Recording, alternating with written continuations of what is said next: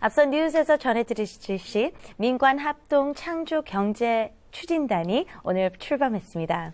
네, 미래창조과학부 창조경제조정관 박항식 창조경제추진단장 스튜디오에 나오셨습니다. 네, 어서 오십시오. 어서오세요. 네. 예, 선생님, 박근혜 대통령이 올해 신년 기자회견에서 민관합동창조경제추진단을 언급한 바가 있습니다. 그만큼 굉장히 기대가 높다라고 할 수 있겠는데 출범 배경 먼저 설명해 주시죠.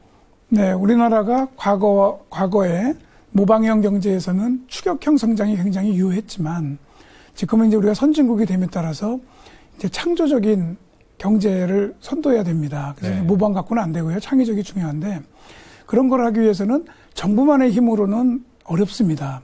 그래서 이제는 민관이 함께 해서 우리나라 경제 활력을 살리고 또 그동안 우리가 낮은 그 고용률을 높이기 위해서 민관합동 창조경제추진단을 만들게 되었고요.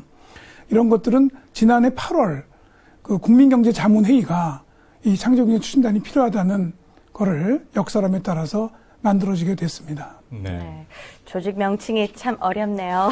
제가 한 번 더 시도해 보겠습니다. 민관합동창조경제추진단. 민관이 함께 한다는 것은 알겠는데요. 정확하게 구체적으로 조직이 어떻게 구성되나요? 예, 기존의 우리나라 추진단 이런 거 보면 되게 정부가 주도를 하고 민간이 일부 참여하는 그런 형태였다고 한다면 이 조직은 그 민간이 주도하고 정부가 지원하는 형태로 구성이 되어 있습니다. 예를 든다면 전체 인원이 40명인데 그중에 30명이 민간 경제단체나 또는 우리 기업에서 오고요. 10명이 공무원들이 파견을 받아서 근무를 하게 됩니다. 네. 그래서 3대1의 비율을 보인다고 할 수 있고 또한 이 추진단은 약 30개 기관에서 와서 그 정부는 9개 기관에 불과하고 나머지 20개가 넘는 거는 민간에서 와서 그들의 어떤 자발적인 참여와 그쪽 정부가 그동안 하면서 그 사람들이 애로를 느꼈던 그런 분야를 발굴함으로써 소위 말하는 민관과 정부가 진짜 명실상부한 서로 협동을 하는 체제가 되겠습니다. 예. 지금 말씀하신 대로 민간이 추진을 하고 정부는 이제 견인의 역할을 한다 이렇게 말씀하셨는데 그렇다면 그 30명의 민간 인력 그리고 10명의 공무원들 각각 역할 분담은 어떻게 됩니까? 네. 되게 두 기관이 다 장단점이 있습니다. 네. 민간은 기획력이 상당히 뛰어나고 창의력도, 죄송합니다. 기획력도 있고 창의력이 있지만 또 이에 반해서 공무원들은 이게 규제 같은 거, 규정 같은 걸 잘 보기 때문에 네. 좀 꼼꼼하거든요. 그래서 창의성은 민간에서 구하고 그다음에 어떤 꼼꼼한 치밀함은 정부가 같이 함으로써 둘이 너무 좀 아이디어 하는 차원에서만이 아니라 실제적이고 정말 실현할 수 있는 그런 구체적인 아이템을 찾아내겠다는 것이 주 목적이 되겠습니다. 네. 네. 역할은 알겠는데 그럼 어떤 일을 하게 될지 소개 좀 해주세요. 네. 제일 중요한 것이 저희들은 어떻든 창업을 촉진할 수 있는 그런 제도를 만들어야 됩니다. 예. 그래서 저희는 신기술을 가지고 창업을 할 수 있도록 도와주기 위해서는 저희들이 분야를 일단 2개로 나눠서 소위 우리가 기간 산업이라든가 또는 에너지 산업이라든가 그런 산업들은 저희가 한 팀에서 운영을 하고요. 또 그곳에서는 미래 성장 동력도 발굴하게 됩니다. 왜냐하면 기존 산업과 연계된 것이 많기 때문에. 예. 그다음에 두 번째 팀은 다른 산업들도 있죠. 예를 들어서 서비스 유통이라든가 또는 환경 관계라든가 또 농식품부 관계된 거라든가 이런 것들은 또 다른 팀에서 찾게 되겠습니다. 네. 거기서는 이제 아주 창업 기업, 새로운 창업을 촉진하는 일도 병행을 하고요. 세 번째 팀에서는 주로 이제 어떤 창의 교육이라든가 또는 인재 양성 또는 성공 사례가 중요하거든요. 그 성공 사례를 발굴하게 되고 네 번째 팀에서는 그동안 우리가 지난해부터 추진했던 창조경제 타운이 있습니다. 소위 말하는 온라인상에서 이루어졌던 것들에 대한 구체적으로 사업할 수 있는 그런 아이디어를 찾거나 또 저희가 대통령께서 말씀하신 전국 지역에 창조경제혁신센터를 만들게 됩니다. 예. 그 센터와의 연결고리 역할을 해서 그쪽에서 나오는 아이디어를 받아가지고 체계 실현할 수 있는 그런 대안들을 만드는 4개 팀과 그런 업무를 서포트해주는 1개 팀, 5개 팀이 있겠습니다. 그리고 그 위에 부단장이 상근으로 있고, 그 다음에 단장은 공무원인 저와 그다음에 민간단체에서 한 사람이 와서 곧 임명이 될 겁니다. 그렇게 돼서 그분들은 비상근으로 일을 하면서 그 전체를 총괄해주는 그런 역할을 담당하게 될 것 같습니다. 네. 자, 이번에 그 창조경제민관협의회도 개편이 된 것으로 알고 있습니다. 그런데 이 창조경제민관협의회 구성이 어떻게 되는지 좀 궁금하고요. 그리고 지금 현재 그 민관합동 창조경제추진단과의 관계, 또 이 두 어떤 조직이 이렇게 함께 어떤 관계로 가는지 그것 좀 말씀 부탁드리겠습니다. 네. 민간협의회는 그동안 미래부 장관과 5개 경제단체가 그 회비체로 운영을 했었었는데, 네. 그거를 저희가 현재 기재부 장관이 이제 회의를 주재하고 하는 8개 부처와 그다음에 8명의 경제단체가 다 들어옵니다. 거기는 은행연합회 같은 데 들어오는 거죠. 예. 그래서 그렇게 함으로써 앞으로 창조경제 의사결정의 최고 기관으로 제가 육성을 만들어 나가려고 하고 있고요.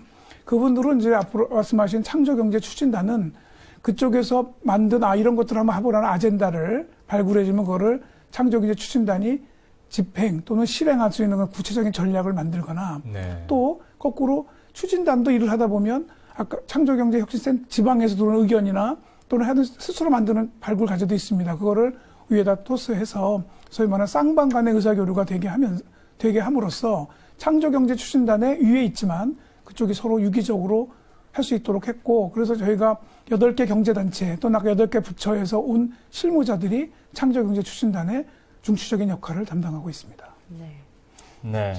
네. 그 지난 신년 기자회견에서 박근혜 대통령이 민관합동 창조경제추진단과 함께 강조한 내용이 지역 창조혁신센터 아니겠습니까? 이 지역 창조경제혁신센터가 무엇인지 또 어떤 일을 하게 될지 그 부분 좀 소개 부탁드리겠습니다. 네. 창조경제혁신센터는 어떤 조직은 아니고요. 네. 일종의 공간입니다. 그래서 어떤 청년이나 이런 사람들이 좋은 아이디어를 가지고 창업을 하고 싶을 때 사실 우리가 그런 창업을 바로 할 수 있는 그런 기회를 갖기가 쉽지가 않거든요. 그런 사람과 그런 얘기를 할 수 있는 멘토들과 얘기할 수 있는 장소를 받는다든지 또는 중소중견기업들이 보다 더 중견 또는 더 큰 기업으로 갈 수 있도록 하기 위한 네. 여러 가지 필요한 지원 제도들이 있거든요. 그거를 서로 얘기할 수 있는 그 토론의 장 또는 더 한다면은 저희들이 그 어떤 자기 아이디어를 정말 시제품까지 만들 수 있는 그런 도구들을 같이 만들어 놓는 그런 장소를 만들어서 한 500제곱미터 정도의 공간으로 만들려고 하고 있고요. 예. 전국에 일단은 광역시도별로 한 개씩 만들어서 금년 한 3월부터 내년 초까지 만들어질 것 같습니다. 여건에 따라서 다르고요. 그래서 그쪽에서 중요한 것은 그거를 공간이 마련되니까 누군가가 이제 그거를 의사결정을 해줘야 되기 때문에 예. 저희가 지방 창조경제 추진단을 만들게 됩니다. 그곳은 지방에 보면 다 상공회의소가 있거든요. 그런 상공회의소 사람들과 지역에 가면은 어떤 공공섹터에서 간 뭐 테크노 파괴라든가 또는 뭐 중소기업청의 그 지원센터라든가 이런 것들이 있습니다. 그런 사람들과 민간의 기업들이 있거든요. 민간 기업이 50%가 넘게 참여해서 예. 우리가 앞으로 어떻게 이 지역에 맞는 특성화된 산업들을 창업부터 시작해서 중소중견기업, 대기업까지 키울 수 있는지 그런 것들을 논의하는 그런 장소가 되겠습니다. 저희서 아마 그래서 저희들은 가장 중요한 기대가 크고요.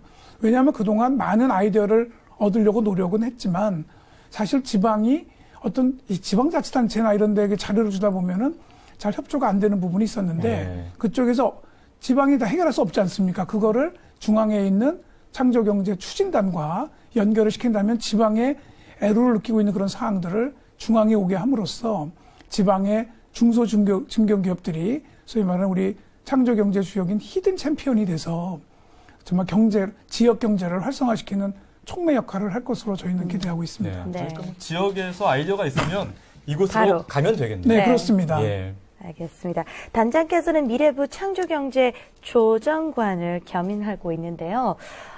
올해 창조경제 실현을 위해서 뭐 가장 그 역점을 두고 있는 것들이 있다면? 네.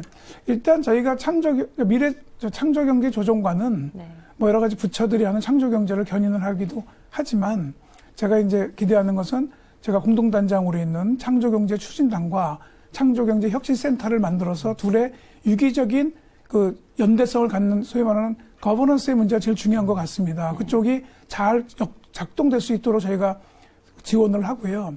그 속에서 해야 될 일들이 저희들이 가장 중요한 것이 창업 기업이 되려면 벤처기업 생태계가 잘 마련해야 돼야 되거든요. 네. 그래서 CEO의 연대보증 폐지 문제라든가 스톡 옵션 문제라든가 이와 같은 벤처 창업 생태계를 제대로 조성할 수 있는 제도가 제일 중요하다고 생각을 합니다.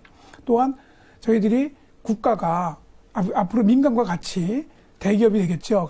앞으로 우리나라가 이 먹거리를 제공하기 위해서는 어떠한 미래 성장 동력을 발굴할 것인지 네. 그걸 찾고 있습니다. 약간 100여 분이 참여해서 지금 찾고 있는데 그거가 확정을 해서 정말 그런 것들이 청사진입 제시가 된다면 우리나라 중소 중견기업들이 거기에 협업을 할 수 있도록 하고 그 사람들이 개발한 거를 구매해서 저희들이 수출이나 이런 거 할 때 내수 진작하는 데 사용을 한다면 그러면 미래 성장 동력을 발굴하는 게 전 두 번째 큰일이라고 생각을 하고 있고요. 세 번째는 그동안에 우리가 갖고 있는 규제들이 여러 가지가 있습니다. 네. 정부가 어쩌고 갖고 있는 규제들을 좀 이제 현실에 맞게끔 규제를 고치는, 개혁하는 문제. 지난해에도 몇 개월을 발견해서 했습니다만 저희들은 계속해서 발굴을 해야만 정말 지역의 경제가 활성화된다고 생각을 하고 있고요. 또한 이 창업을 막상 하려고 그러면 어떻게 하는지 잘 모릅니다, 사람들이. 네. 일반적으로. 그렇죠. 예. 그래서 저희가 그 한 4월부터 한 6월 사이에 현재는 KBS랑 생각을 하고 있는데 오디션 프로그램, 창업 오디션 프로그램을 운영을 해서 우리가 슈퍼스타 K와 같이 창업을 하는 사람들이 고민을 하고 어떤 걸 만들어내는 과정을 봄으로써 국민들이 나도 저렇게 하면은 창업을 좋은 아이디어를 갖고 상품화할 수 있겠구나라고 하는 소위 말하는 그 사기 진작을 시켜주는 게 제가 중요하다고 참여한다요. 생각합니다. 그래 주시죠. 그런 것들을 저희들은 해야 된다고 생각합니다. 그래서 그렇게 되면 저희들이 그냥 말로만 하는 창조경제 뭐냐는 개념이 중요한 게 아니라 하나하나 이루어지고 성과가 나오고 할 보여주고. 때 국민들이 창조경제는 이렇게 하자고 하는 거구나 하는 것이 전 마련될 거라고 생각하고 있습니다. 네, 네. 기대가 되네요. 예. 정말 많은 분들이 앞으로 경제 활동을 시작하려는 분들 그리고 또 창조 경제에 관심을 가지고 있는 많은 분들이 네. 이 민관합동 창조 경제 추진단에 많은 기대를 걸고 있을 것 같습니다. 마지막으로 앞으로의 포부 그리고 시청자분들께 한 말씀 부탁드리겠습니다. 네. 창조경제 추진은 작년하고 좀 다른 방법으로 하려고 하고 있습니다. 지난해는 정부 주도였다면 이번에는 민관이 합동으로 하는 게 되겠고요. 네. 또 중앙정부 중심이었다고 한다면 이제는 지방에 있는 정부와 또 지방에 있는 상공인들하고 같이 하겠다는 지방과의 연계 문제. 세 번째는 국내에서만 국내 내수 시장만이 아니라 글로벌 시장을 타겟으로 하는 그런 어떤 기업이 처음부터 생길 수 있도록 하는 거와 또 작년에는 그 창조경제타운이라는 온라인상에서만 이 창업에 대한 아이디어를 받았습니다. 네. 그런데 이제는 오프라인까지 가서 창조경제 추진단 또는 창조경제 혁신센터 이런 걸 통해서 그 오프라인에서도 자료를 받겠다고 하는 것들이 아마 크게 바뀐 비전이라고 생각을 하고요. 예. 그런 거를 하려면 어떻든 그런 비전이 제대로 작동하려면 성공 사례를 많이 발굴돼야 됩니다.